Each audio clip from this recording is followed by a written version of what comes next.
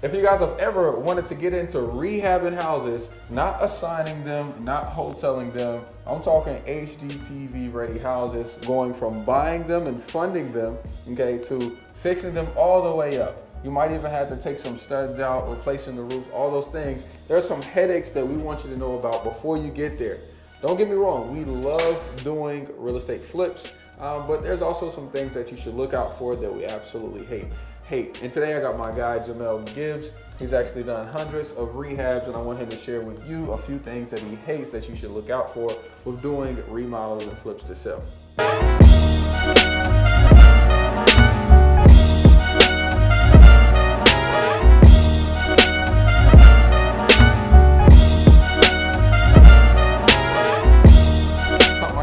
Thanks for being on again. If you guys don't know, this is Jamel Gibbs on Instagram and pretty much everywhere online, right? YouTube, Facebook, all that stuff. Absolutely. So definitely go check him out and follow him. Great wealth of knowledge right here. Well, number one, thank you for allowing us to be in one of your flips. Of course, bro. It's not my house. It's not my house. Even though he can't sell it to me. For how much? But tell us some things that can, especially when you're trying to scale, a house flipping business. Tell us some things that can go wrong, that have gone wrong, that you might not like about the flipping business. A couple of things I don't like. I mean, it's not a lot that I don't like about the flipping business. Let me be clear about that. But a couple of things that can go wrong. Just to give you an example, this house right here, we had to gut out this entire room. Notice there's new sheetrock. Now we and a lot of the rehabs we do, I do gut out the walls based on how they look, right? So that side of the house, I didn't have to do it. Yeah. And this house is over 2,500 square feet, right? On that side, I didn't have to do it, but this room, I definitely had to do it. And I'm glad I did it. If I show you inside that room right there, the guys were just tearing up the carpet, right? And by them tearing up the carpet, they started to see that the drywall was shredding, right? And so they started taking out the wall, and lo and behold, there's termite damage throughout this entire place. Oh man. Right? So you can't factor that in. With new construction, you could factor down your build cost to the penny. With rehabs, you can't do it. Once you open up a wall, you can open up a can of worms. Oh, yeah. Right? So that's one thing I don't like. I think I'm going in with one budget, and then I just got another $10,000 on top of that. You know what I mean? So it completely changed the game for me. Just like with this wiring right here. We looked at the electric on this side, but we had to leave that open. Now I got an electrician coming this weekend to knock out the electric in the house because that's sloppy.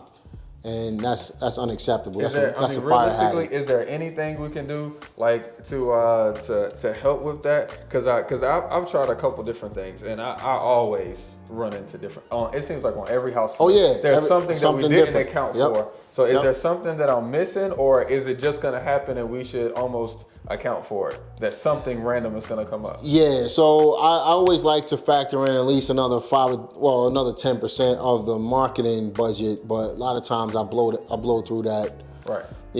Regardless. So some things you can't even account for it, man. I had squatters come through. That too. We buy supplies, squatters take them out. Yeah, that too, man. Yeah. So you got to get a guard dog or something like that. You know what I'm saying? Heck yeah. But another thing when it comes to these rehabs is the holding costs, man. So for every day you own a house, you're paying for it. For sure. Right? It costs you money every single day. That doesn't necessarily mean that the money is coming out of your pocket every single day, but you're paying for it, and it's all interest. You're not paying down the house itself. You're paying interest just for borrowing the money. If you borrow money, I like to borrow money. Absolutely. I know you like to borrow money too. Okay, so let's tackle this real quick. So there's holding costs. When we're holding the property, give us. You mentioned one of them, but what are our holding costs while we're holding these flips? Waiting for them to get done. Man, I mean, you're talking in regards to interest payments. You got I got a dumpster sitting outside right now. I got utilities on in the house. I got payroll. Absolutely. Then you got to pay for materials and stuff like that. It's all factored into the budget. Right. But basic holding costs is like operating the whole house. So imagine you got to pay for the gas because the house got to stay heated when it's cool outside in order for the guys to be able to work and paint. Right. And for stuff to settle in properly. I got a vacant house that we just finished up sitting right now, but I got to heat the house. Right. You know what I'm saying? Now, I don't necessarily have to, but if I want the house to show properly. It froze last night. It froze. It was the first freeze of last night. You better have this stuff. Yeah. Because if not, what's going to happen is the pipes are going to bust. Now, these PVC pipes that we're using now, they don't freeze and burst like the copper piping does, but you can still run into issues with that. So you get below freezing outside and your house ain't heated, you're gonna have some issues. And that's new plumbing in there, so we don't want to deal with that. For sure. Right? So you got to pay for all of this stuff. Water, you got to pay for the electric, you got to pay for the house is being shown right now, so I got to have the lights on. Absolutely. Luckily, it's wintertime, you don't have to worry about the grass. Yeah, I don't have to worry the grass. Is another thing. I didn't even think about that, right? Yeah. But all of these things, you're operating a house. Every house that we own is a different business, so it's going to come with its own costs. Absolutely. You know what I mean? So, and if you better be liquid in order to be able to fund all of this stuff, unless you're going to lose the house. Should people start flipping houses when they got $100,000 in the bank, or realistically, can they start with having $2,000 or $5,000 in the bank? I'll be honest, man. I started with nothing. Yeah. You know what I mean? But we're talking 20 years ago. Money was different back then, and you can still find the same kind of money these days, right? I think people should start now. If I started off as a flipper, and then I got into wholesaling and creative finance after, and then new construction, right? But I started off as a flipper. Yeah. That was my entry. Besides being a realtor, that was my entry into real estate investing, right? And I flipped hundreds of houses before I actually started wholesaling. Yeah. You know what I mean? I think you can do it. There was a lot of sleepless nights for me because of these holding costs, and I wasn't making as much money back then as I am now. I literally started with $250 in my pocket. Right. The way I did it was I borrowed the holding costs and I got the lender to roll all my payments into the loan. Absolutely. Right. So I didn't have a monthly payment on the house.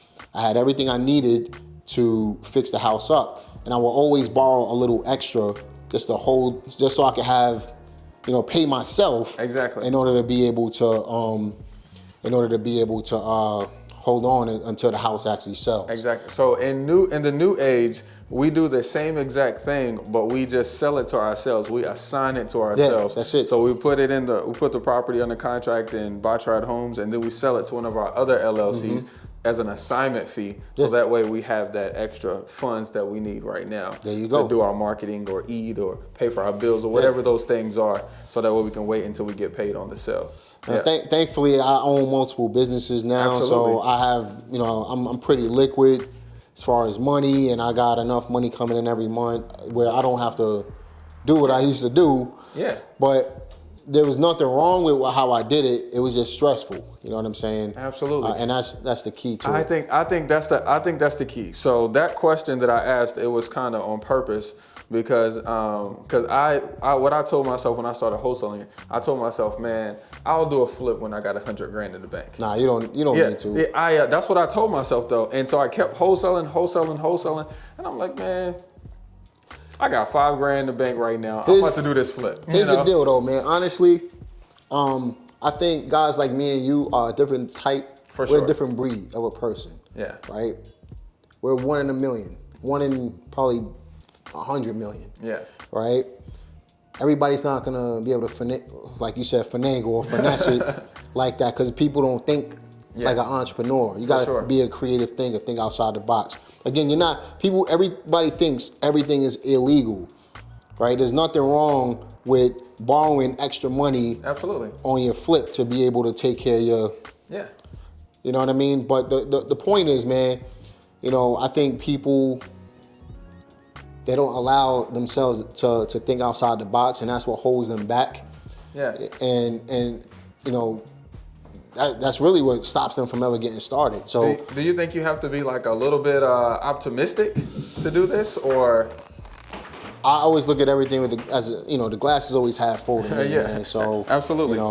there's no such thing as a bad situation to me, Right. man. So I always look at everything on the bright side. Right. You know what I mean? My wife would tell you the same thing, man. Yeah. That's why we don't argue. Exactly. You know what I mean? Because everything is always gonna be okay. Exactly. You know, so with these types of houses, man, I got my guy right here.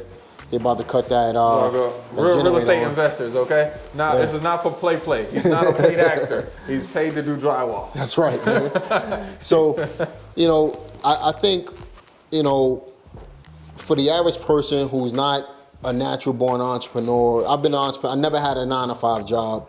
I've always been an entrepreneur. I've always had to find a way to make something happen. So for me, it was nothing for me to just say, okay, I'm starting off with nothing. Yeah. You know what I mean? I just have to Let's build. Yeah. You know what I mean? I love it. With the average person who needs a paycheck in order to feel like they're living and they're not comfortable sweating a little bit and having some sleepless nights, they probably should wholesale before they get into Absolutely. this, Absolutely. Now you guys know why he hit the weights like that. I love it. No, this is, I actually love the house flipping part of it. I love the, Absolutely, you know man. what I mean? I like the money from it. I like the relationships because you get different relationships when you start raising money. It's fun too. You know what man. I mean? It's fun. It's fun. You get to take something old and make it into new, and That's the reason. That's my main reason for house flipping. I think my passion in life is being